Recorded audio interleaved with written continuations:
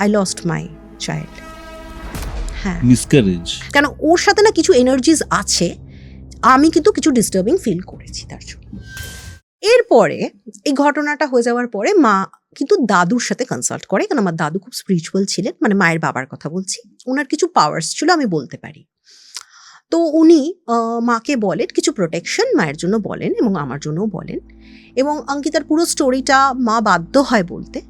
এবং মা মানে বলে যে আমার অঙ্কিতার প্রতি যথেষ্ট ভালোবাসা আছে, মেয়েটার জন্য আমার খোঁজখবর নিতে ইচ্ছে করে, কিন্তু মেয়েটা এমন এমন কাজ করে, কেন করে আমি বুঝতে পারি না। আমি না নিজের উপরে এখন একটু প্রোটেকশন নিতে চাইছি। আমি যদিও বা স্পিরিচুয়াল এই জিনিসটা বা প্যারানর্মাল জিনিস এটা ভাবতে চাইনি। তো দাদু মাকে কিছু বলে এবং মা কিছুটা প্রোটেক্টেড হয়। কিন্তু প্রোটেক্টেড হলেও কি আছে, মা 2-3 দিন স্বপ্ন দেখে যে একটা বুড়ো লোক আসে মায়ের ড্রিমে এবং মাকে খুব উইয়ার্ডভাবে টাচ করার চেষ্টা করে। মা কিন্তু স্বপ্নে দেখছে এগুলো, ঠিক আছে? মা স্বপ্নে কিন্তু এটা দেখে যে উইয়ার্ড একটা বুড়ো লোক এসে মাকে টাচ করার চেষ্টা করছে। মা দাদুকে ফোন করে, দাদু বলে তুমি ওগুলোর দিকে ধ্যান দেবে না, ও তোমাকে স্বপ্ন দিক, তোমার স্ক্র্যাচিংও যদি করে সেটাও করতে পারবে না, তোমার রুমেও থাকতে পারবে না। তো দাদু কিছু দিয়েছিল এবং দাদু সেই সময় মোটামুটি ছিল হচ্ছে সাউথ ইন্ডিয়াতে। দাদু ট্রাভেল করে পরে আসেনও প্রায় 1.5 মাস পরে, বাবাও আসেন। তো যাই হোক, মায়ের এই ভয়টা কিছুটা চেঞ্জ হয়ে যায়। মায়ের একটাই জিনিস একটু চেঞ্জ হয়েছিল, মা না একটু রিজার্ভ হয়ে গেছিলো, হালকা রিজার্ভ হয়ে গেছিলো আর অ্যালার্ট মোডে চলে গেছিলো, এইটা ছিল। যাই হোক, তাও আমি ভেরি হ্যাপি যে ওই সময় আমি আমার মাকে আবার পাই, সব কিছু ঠিক থাকে। কিন্তু একটা আনফর্চুনেট ঘটনা ঘটে, সেটা হচ্ছে চন্দনা আন্টি, যে মায়ের সাথে অতটা ইন্টারাক্ট করতো না মাঝখানে, একদিন আবার খুব উইয়ার্ড একটা টাইমিংয়ে এসে, অত রাত না হলেও 10টার সময় নক করে এবং চন্দনা আন্টি মাকে বলে যে তোমাকে বলা হয়নি দিদি, আসলে কিছু কারণের জন্য তোমার থেকে একটু আমি ডিস্টেন্স মেনটেন করতাম, হয়তো তোমার এটাতেই ভালো মনে করেছিলাম, আই লস্ট মাই চাইল্ড। হ্যাঁ, মিসক্যারেজ। হ্যাঁ, মিসক্যারেজ হয়ে গেছে। তাও মানে এটা হয়ে গেছে আন্টির মনে হয় 2 দিন আগে।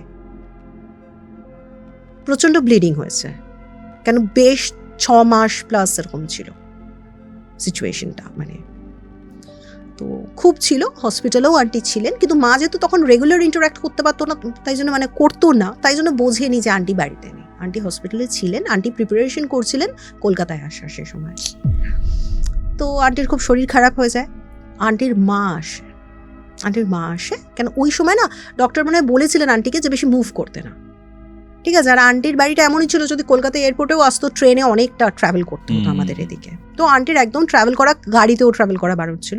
আন্টি জাস্ট হাঁটছে চলছে, মাকে এসে বলেছে। তখন মা বললো ঠিক আছে তুমি বসো। তুমি দোতলায়ও আন্টি উঠতে পারতো না, অঙ্কিতা দিয়ে ওপর তলায় থাকতো, স্টাফ ছিল, আন্টি নিচে রেস্ট নিত। আন্টির মা আসে, তো মাও কিছুটা নিশ্চিন্ত হয়ে যায়, চলো। মা একদিন গিয়ে অঙ্কিতা দিকে দেখেও আসে। অঙ্কিতা দি নাকি মার সাথেও সেম বিহেভিয়ার করে, পাত্তা দেয় না মাকে বেশি, মায়ের কাছে এসেও বসে না। কি গো পিসিমণি, বলছে কি রে অঙ্কিতা কেমন? অঙ্কিতা কিছু খাবার দাবার খেতে ভালোবাসতো, মা ওগুলোও নিয়ে গেছে। অঙ্কিতা কোনো মায়ের সাথে ইন্টারাক্ট করে না। মা বললো ঠিক আছে, আর কি করব, হার্ট হলাম আর কি, কিন্তু মেয়েটা এখন ঠিক আছে, অনেক সুস্থ আছে, এটাই যথেষ্ট। এইরকমভাবে দিন টিন সব কিছু ঠিকঠাক যায়। কিছুদিন পরে আবার খুব চেঁচামেচি না হলেও মানে একটা জিনিস শোনা যায়, সেটা মার কানে আসে, প্লাস আন্টিও মাকে বলে। আন্টির মা মানে ওই আঙ্কেলের শাশুড়ি যখন ওপরতলায় যখন গিয়ে খাবার দিতে যায় অঙ্কিতাদিকে, সেরকম একটা সময় আঙ্কেলের সাথে অঙ্কিতাদিকে কম্প্রোমাইজিং একটা পজিশনে দেখে। মানে বুঝলাম না। মানে শাশুড়ি মা, যে আর কি কাকুর শাশুড়ি মা, চন্দনার চন্দনার হাজব্যান্ড, অঙ্কিতাদির সাথে, যে অঙ্কিতাদির কাকা হয় সম্পর্কে, তার সাথে একটা কম্প্রোমাইজিং সেক্সুয়াল পজিশনে ছিল। এটা শাশুড়ি গিয়ে খেতে দিয়ে দেখে, যেহেতু কি বলছো এটা? এক্স্যাক্টলি। তো শাশুড়ি না, তখনকার দিনের শাশুড়িরা মানে তখনকার দিনের মহিলারা মনে হয় এরকম হতেন যে বেশি সিনক্রেট ওখানে না করে, যেহেতু মেয়ের সম্মানটা জড়িত, মেয়েকে এসে বলে যে তুই তো প্রেগনেন্ট, অসুস্থ, তুই কি জানিস বাড়িতে এত বড় একটা মেয়েকে রেখেছিস, শত হলেও তো তোদের মেয়ে নয়, তোর ভাসুরের মেয়ে।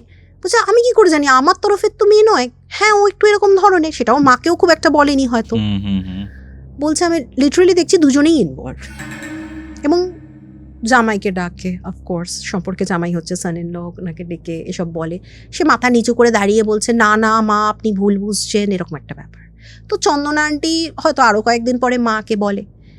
মা তখন বলে শোনো না, তোমার অঙ্কিতার মনে হয় কিছু প্রবলেম আছে, কেন আমরা সবাই কিছু না কিছু ফেস করেছি, আর তবে আমি একটা কথা বলবো, এই কথাটা আমি বলতে বাধ্য হচ্ছি, সেটা হচ্ছে যে ও কিন্তু ঠিক নর্মাল নয়, আর এটার কোথাও গিয়ে একটা কারুর ইনফ্লুয়েন্স আছে এখানে, কেন ওর সাথে না কিছু এনার্জিজ আছে, আমি কিন্তু কিছু ডিস্টার্বিং ফিল করেছি তার জন্য।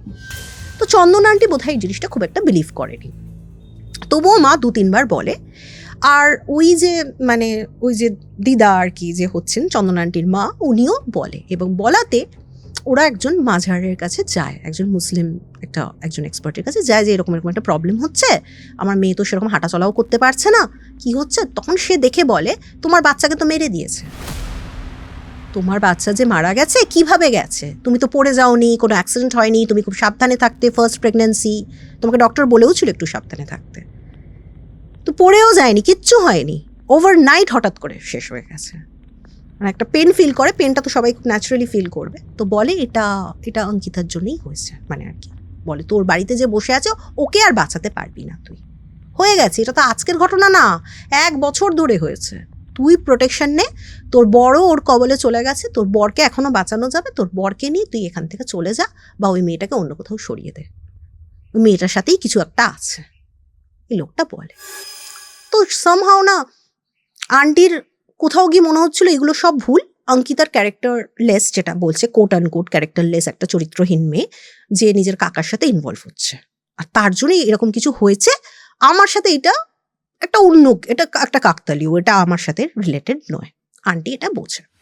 তো তারপর থেকে সিচুয়েশনটা এরকম হয় যে আন্টির মা আন্টিকে অনেকবার বোঝায় এবং ওখান থেকে চলে যায়, যে এবার আমাকে যেতে হবে বাড়ি, কেন আন্টির আরও 2 বোন ছিল এখানে, ঠিক আছে, তারা আনম্যারিড এবং একটু ছোট কলেজ গোয়ার্স এরকম, তো তাদের জন্য ওর মাকে ফিরে যেতে হয়। আন্টি ওখানে একা থাকতো, আন্টি নাকি প্রতিদিন রাতে এটা শুনতো যে তার হাজব্যান্ড ওপরে গেল, তার পাশ থেকে উঠে অঙ্কিতাদির রুমে গেল, ঠিক আছে, তখন কিন্তু ডক্টর আর বারণ ছিল না, সে কিন্তু ওপরে যেতেই পারতো, কিন্তু ওর আর এনার্জিও থাকতো না, ওর বলারও কিছু নেই, প্রত্যেক রাতে অঙ্কিতাদির ঘরে নাকি ওই আঙ্কেল যেতেন, ঠিক আছে, এবং ওদের মধ্যে একটা রিলেশন হতো, সেটাও শুনেছে আওয়াজটা বাজে।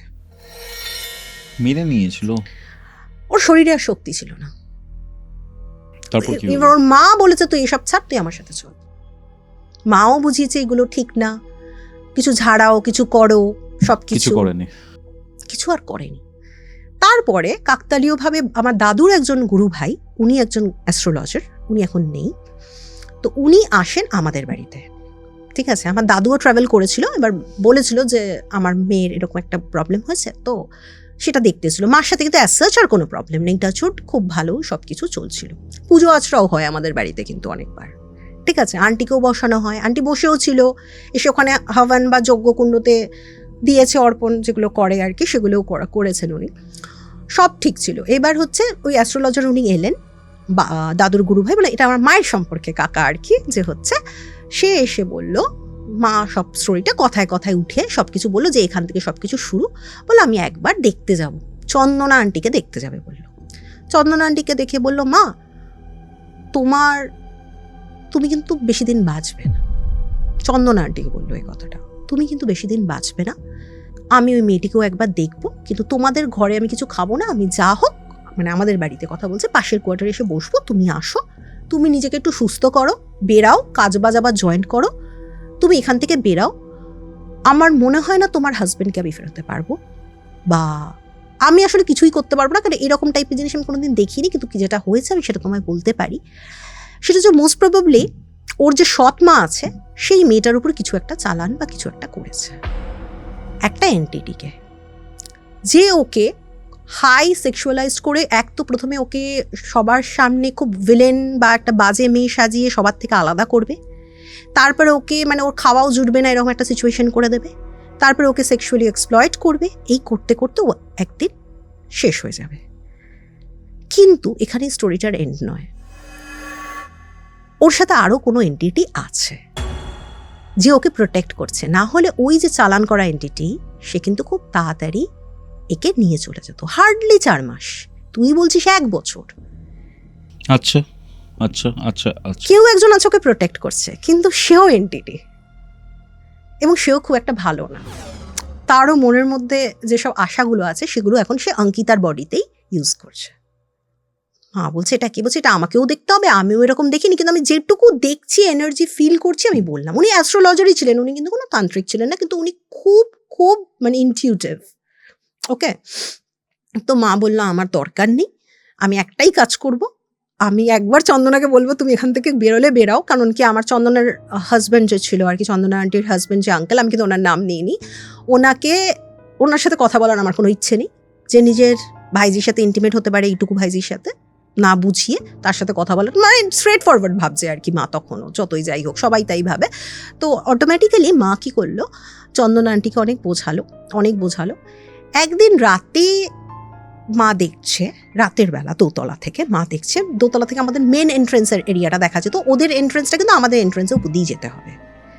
তো মা একদিন রাতে দেখছে যে একজন ওদের বাড়ির থেকে স্ট্রেট বেরিয়ে চলে গেল, এবং সেটা কে মা জানে না। মা বুঝেছে যেটা অঙ্কিতাই হবে, আমি চেঁচাবো না, সোসাইটির লোকজন আবার বেরোবে, সোসাইটি মানে কোয়ার্টারের লোকজন আবার বেরোবে, এবং তারা কিন্তু অনেকভাবে ওকে অনেক রকম কথা বলবে। আমি কিছু বলবো না, আমি এর মধ্যে যাবো না। অন্য সময় হয়তো মা লাইট জ্বালিয়ে নিচে নেমে পড়তো, কিন্তু সেই দিনকে সামহাও মা চুজ করেছে না যাওয়ার। কোথাও গিয়ে মার মনে হচ্ছে মার এটা ভুল পরবর্তীকালে। তার কারণ হচ্ছে আমাদের কোয়ার্টারের বাইরে সেন্সলেস হয়ে যে পড়েছিল সে হচ্ছে চন্দনা আন্টি। রাতে যে বেরিয়ে গেছিল ঘর থেকে সে হচ্ছে চন্দনা আন্টি। আর চন্দনা আন্টির একটা কোমা বলতে পারো বা পার্শিয়াল কোমা এরকম হয়ে গেছিল ওখানে সেন্সলেস হওয়ার পরে। কেউ জানে না কি হয়েছিল, বাট আমাদের একটা অ্যাজাম্পশন আছে যে মনে হয় কিছু একটা এমন ভিয়ার্ড দেখেছিল যে বাড়িতে আর থাকতে পারে। ঠিক আছে, ও চলে যায় ওখান থেকে। অ্যান্ড আমরা মানে যেটুকু চন্দনা আন্টিকে হেল্প করা হয়েছে, বা শুধু যে আমার মা করেছে এক্ষেত্রে আমি বলবো না, ওখানে আরও কয়েকজন মহিলা ছিল তারা কিছু মানে হেল্প করেছে। এবং আঙ্কেলও না তখন সবার সামনে খুব ভালো মানুষ, উনি কিন্তু জবও করছেন, ওনার অফিসিয়াল জব ছিল বেসিক্যালি ডিফেন্সেরই কিছু। ওনার একটা না স্লাইট ইনজুরি ছিল, ওনার একটা পায়ে একটা ইনজুরি ছিল, ওরা হাঁটতে একটু অসুবিধা ছিল, উনি অফিসিয়াল জব করতেন এই জন্য। উনি আগে আর্মিতেই ছিলেন, তারপর জব করতেন ওরকম। যাই হোক, উনি ওনার অফিসিয়াল জব সব করছেন, উনি খুব নর্মাল, কিন্তু উনি এটা করেন, এটা সবাই দেখেছে। আলটিমেটলি চন্দনা আন্টির মা তো আর মিথ্যে কথা বলবে না, তো ন্যাচারালি এই জিনিসটা হয়। এবং চন্দনা আন্টিও পরে বলে যে কেন, কারণ কি আঙ্কেল নাকি আন্টিকে মাঝে সাঝে ভীষণ মারধর করতো আর বাজে কথা বলতো, আর বলেছিল তুমি বাড়ির থেকে বেরিয়ে যাও তোমার প্রবলেম থাকলে। এরকম কোন একটা সিচুয়েশনের মধ্যেই হয়তো আন্টি বেরিয়েছিল। যাই হোক, ঠিক হয়েছিল কিছুটা। এবং তার মা বলেছে এই কথাগুলো, একটুখানি বলেছে জাস্ট, কেন মায়ের সাথে না ডিরেক্ট আর কোনোদিনই কনভারসেশন হয়নি গো এই ঘটনাটার পর থেকে। তবে সে কিন্তু বাড়ি ফিরে গেছিল চন্দনা আন্টি, ঠিক আছে। আঙ্কেল তার নিজকে নিয়ে থাকতো, এবং মা বলেছিল আমি আর ওদের সাথে বেশি ইন্টারাকশন করবো না, কেন একটা বাজে দিকে সিচুয়েশনটা চলে গেছে এরকম। পরবর্তীকালে আঙ্কেল ওর নিসের সাথে বলেছিল, নিস আমার ফ্যামিলি যে যাই বলুক, আঙ্কেল ওর নিসের সাথে বাইরে কোথাও পোস্ট নিয়ে নেয়, এবং জিনিসটা খুবই বাজে, হয়তো আমরা সবাই জানি, এবং শুনে মনে হচ্ছে খুব মানে বাজে। আঙ্কেল নিজের প্লেজারটাই আগে দেখেছে, কেন আন্টি লিটারালি আর আঙ্কেলের মুখ দেখবেন এরকম ঠিক করেছিল। এবং চন্দনা আন্টির সাথে কিন্তু মোরালেস আজও আমার কানেকশন আছে, কিন্তু কথা সেরকম হয় না, খবর সেরকম কিছুই নেই অঙ্কিতার কি হলো। কিন্তু এটা খবর আছে আঙ্কেল মারা গেছিল পরে, সেটা বাবা নিজের কলিগদের থেকে পরে জেনেছিল, যেহেতু সেম ডিপার্টমেন্ট না হলেও একই জায়গায় সবাই জব করতো। এবং তারপরে আর ঘটনাটার কোনো সলিউশন হয়নি।